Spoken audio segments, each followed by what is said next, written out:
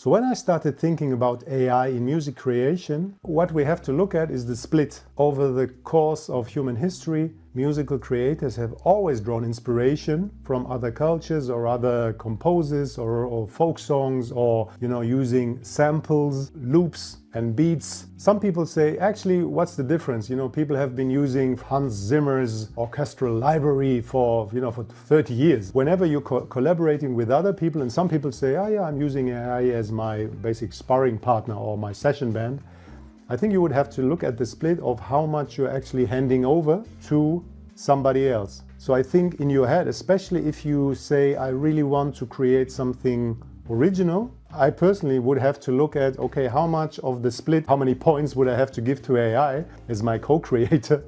Basically, am I handing over the whole menu saying, yeah, I want something nice for this anniversary with my wife, or, write a love song? Or am I just asking it to replicate certain parts? Or am I just looking for a specific sound or a solution for one musical problem? And I can see, and really this is no judgment at all, some people saying, actually, I just want to have some fun. I have this little lyric and I can't sing and I just want to, hear it.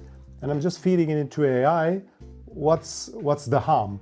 What I would say though is that if you take music seriously, you might have to think about to what degree is my skill atrophying, or to what degree can I not actually build up my skill or my lexicon of tastes and musical spices and herbs because I'm relying on AI too much. I'm just asking and then it gives me something. And I remember this producer friend of mine who's actually using AI, he said, sometimes I feel the AI is trying to impress me with very expensive chords, and movements to keep me paying the money for the subscription, right? I think there's another part of the equation that isn't really talked about enough, and this is the money part.